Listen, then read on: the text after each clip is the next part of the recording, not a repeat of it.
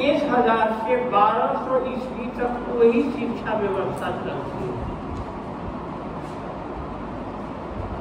ऐसे एंशिएंट के अंतर्गत हम लोग मुख्य रूप से वैदिक शिक्षा और बौद्ध शिक्षा दो की पढ़ाई करते हैं, जो संभवतः हमारे सिलेबस में भी है। और यही व्यवस्था हम मान कर चले कि आगे आने वाले 1500 से 2000 वर्षों तक वही शिक्षा व्यवस्था कुछ परिवर्तन के साथ हमारे देश में चलती है। मुगलों के आने से पहले हमारे यहाँ के जो भी राजे दरबारी थे, जो भी जिन्होंने भी कुछ दिनों शासन किया बीच में, वे सब इसी शिक्षा व्यवस्था के अंतर्गत आते। इसलिए यह काल भले ही कम लगता होगा, 1500 से 1000 तक का मतलब हुआ 500 वैदिक पीरियड, फिर उत्तर वैदिक काल में 1000 से 600, फिर उसके बाद बौद्ध शिक्षा। अगर तीनों को मिलाकर देखें हम, तो आने वाले 1500 से 2000 वर्षों तक यही शिक्षा व्यवस्था लागू है। परिवर्तन मुगलों के आने से हुआ, इसलिए कि हमारे देश में इस्लाम बहुत पहले आ गया। मुगल तो बहुत बाद में आए, तो इसलिए मुगलों के आने से कुछ व्यवस्था में परिवर्तन हुआ। फिर अंग्रेज आए, उन्होंने अपने हिसाब से कुछ परिवर्तन किए, और फिर उनके जाने के बाद 1945 से आज तक शिक्षा व्यवस्था में हमारी सरकार ने परिवर्तन किया। तो हम लोग को मुख्य रूप से वैदिक कालीन शिक्षा, उत्तर वैदिक कालीन शिक्षा और बौद्ध शिक्षा, इसको अगर हम ध्यान से देख लेंगे तो आगे आने वाले 1500 से 2000 वर्षों तक जो शिक्षा व्यवस्था थी, उसका ज्ञान हमको। अब उस बीच में क्या परिवर्तन हुए होंगे आप अंदाजा कीजिए। कई गुना देश की जनसंख्या बढ़ी होगी, कई गुना उनकी आवश्यकताएं बढ़ी होंगी, कई गुना उनके सोच का दायरा बढ़ा होगा। ये सब स्वाभाविक परिवर्तन, इसमें कोई व्यक्ति कुछ नहीं कर सकता।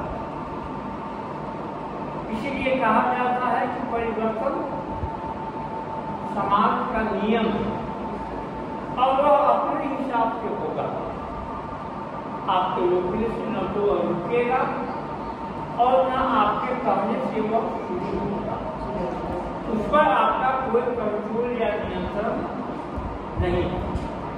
इसलिए वैदिक पीरियड में जो शिक्षा थी, लेटर वैदिक पीरियड में जो शिक्षा थी, और गौतम बुद्ध के समय में शिक्षा थी,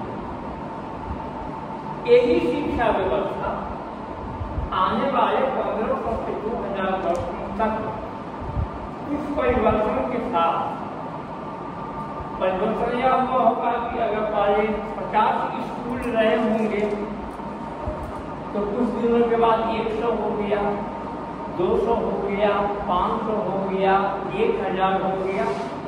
व्यवस्था तो रही होगी, लेकिन क्योंकि अब उसका उद्देश्य भी बदल गया, शिक्षा सिर्फ व्यक्तिगत संपत्ति नहीं रही, समाज के हर एक व्यक्ति को शिक्षित करना आवश्यक हो गया।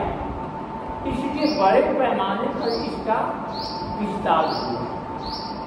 विस्तार जब कभी भी होगा तो पहले तो हमारे पॉपुलेशन में बढ़ोतरी होगी, फिर स्कूल बढ़ेंगे, छात्रों की संख्या बढ़ेगी, शिक्षकों की संख्या बढ़ेगी और फिर उसमें कई प्रकार के शिक्षक भी धीरे धीरे आएंगे। अब याद कीजिए कि जो गुरुकुल का समय था, एक ही टीचर को सारी शिक्षा देनी पड़ती थी विद्यार्थी। ठीक, कोई मैथ भी बता रहा है, कोई टेलीविजन भी बता रहा है, कोई नैतिकता भी बता रहा है, सब कुछ एक व्यक्ति बता रहा है। लेकिन जैसे जैसे समय परिवर्तित हुआ तो अलग अलग विषय के अलग अलग शिक्षक भी मिले। तो इसलिए विकास जो हुआ, परिवर्तन जो हुआ, तो वह अचानक नहीं हुआ और धीरे धीरे, चाहे वह उत्तर वैदिक काल हो या बौद्ध का बुद्ध का काल हो या उसके बाद का काल हो, ऐसा नहीं है कि जो बड़े बड़े विश्वविद्यालय थे उनका जैसे जैसे ह्रास हुआ, उनमें जैसे जैसे गिरावट आई, तो उस समय तक उस तरह के सैकड़ों संस्थान देश में खुल गए। एक ह्रास हुआ क्योंकि बहुत पुराना था, बहुत फेमस था, तो उसको लोग याद रखते हैं, उसको हम या आप जानते हैं। लेकिन जैसे जैसे समय बीतता गया तो उस तरह के ढेर सारी यूनिवर्सिटी हमारे यहाँ स्थापित हो, और यही कारण है कि वह शिक्षा लंबे समय तक चलती है।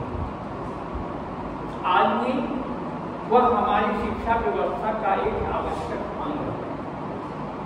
ऐसा नहीं है कि वैदिक शिक्षा में जितनी बातें थी सबको हमने नकार दिया है या सबको हमने उलट दिया है, ऐसा कुछ नहीं।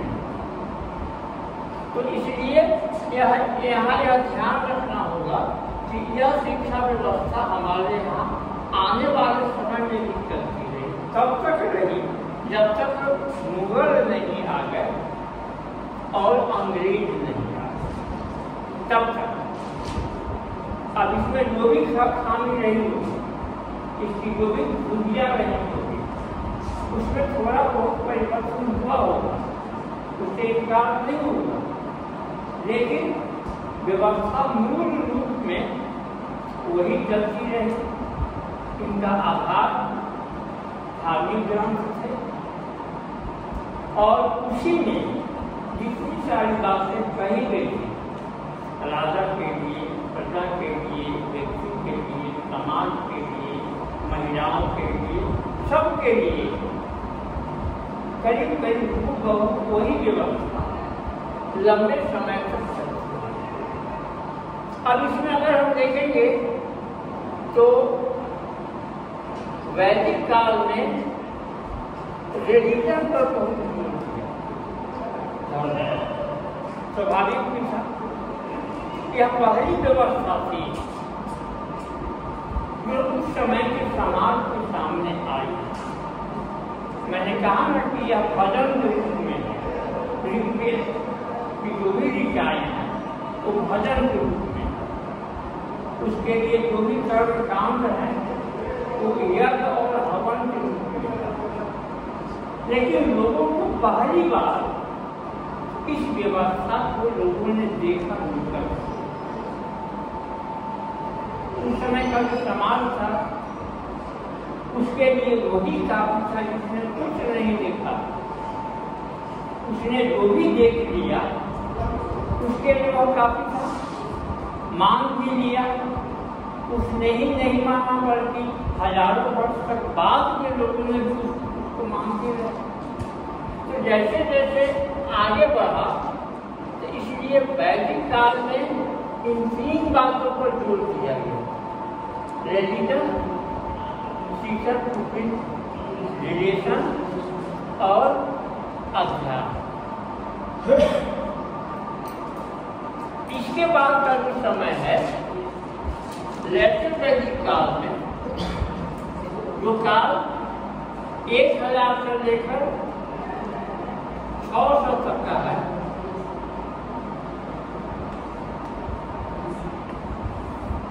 यह वही पीरियड है। एक समाप्त हुआ, दूसरा शुरू हुआ, दूसरा समाप्त हुआ, तीसरा शुरू। इसमें भी यह भी मानना होगा कि इनका कोई वैसा डेट नहीं है। आप यह मानिए, तो वैसी कोई तिथि नहीं है कि इसके पहले वैदिक काल है और इसके बाद लेटर वैदिक काल। यह एक भावना है या यह एक परिवर्तन को बताता है। जब 100 गुरुकुल थे तब लोगों ने माना कि यह वैदिक काल। अब 100 की जगह जब 500 गुरुकुल हो गए तो समय बदल गया, स्थिति बदल गई, शिक्षकों की संख्या बदल गई, छात्रों की संख्या बदल गई। तब लोगों ने यह माना कि यह वैदिक काल के बाद वाला समय है, उसको उत्तर वैदिक काल कहते हैं। लेकिन हम आगे चलकर देखेंगे कि जो बौद्ध शिक्षा है और जो वैदिक शिक्षा है उसमें एक टकराव की स्थिति और वह शिक्षा जो वैदिक काल के पहले भी थी,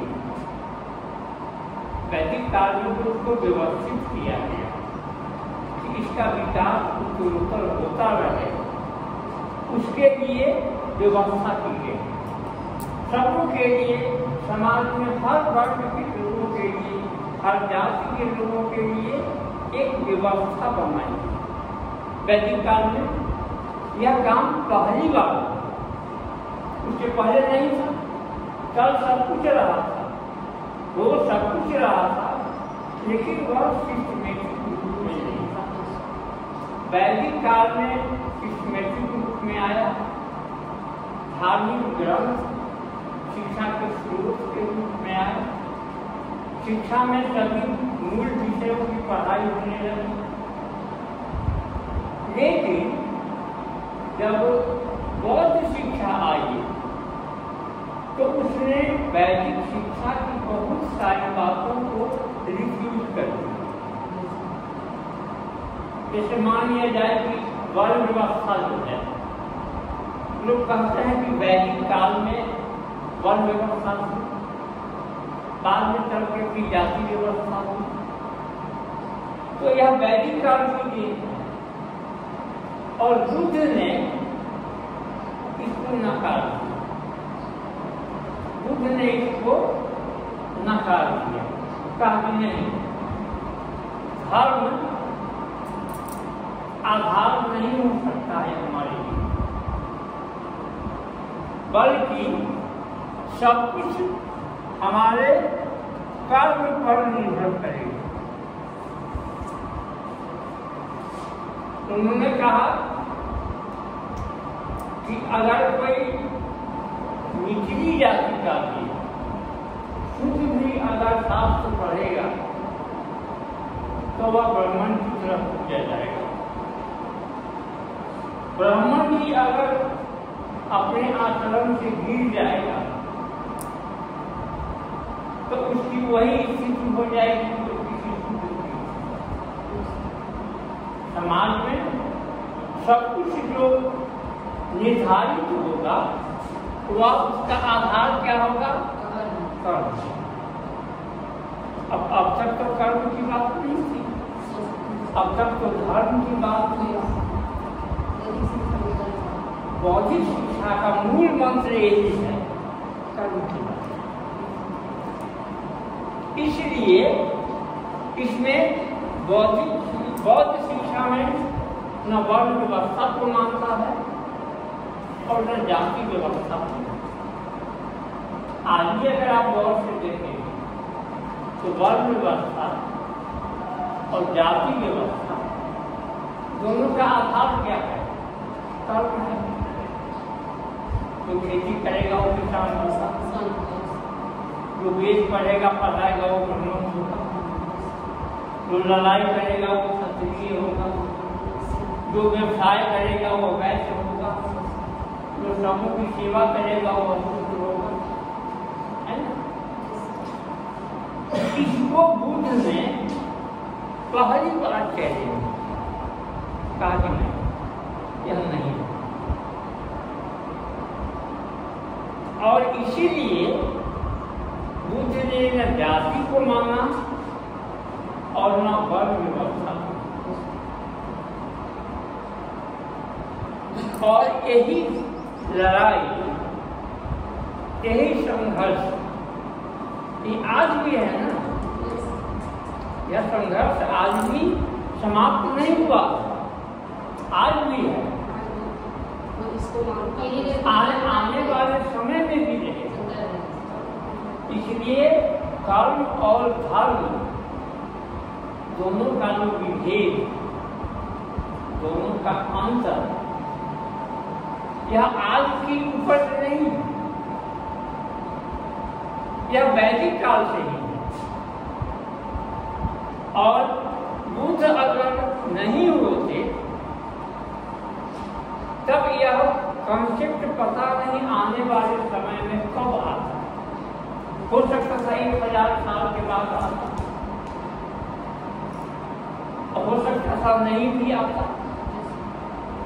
आज भी हम कहते हैं ना कि जाति व्यवस्था नहीं होनी चाहिए, वर्ण व्यवस्था नहीं होनी चाहिए, जो जैसा कर्म करेगा उस हिसाब से समाज उसको माने। और इस बात को, इस तथ्य को पहली बार गौतम बुद्ध ने लोगों के सामने रखा।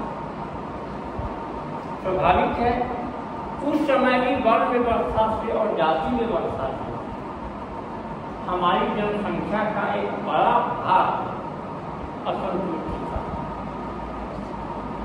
जो वैदिक व्यवस्था थी, धर्म पर आधारित व्यवस्था थी, उसने समाज के एक बड़े वर्ग को, बहुसंख्यक वर्ग को मानने से इनकार कर दिया था। तो जितने लोग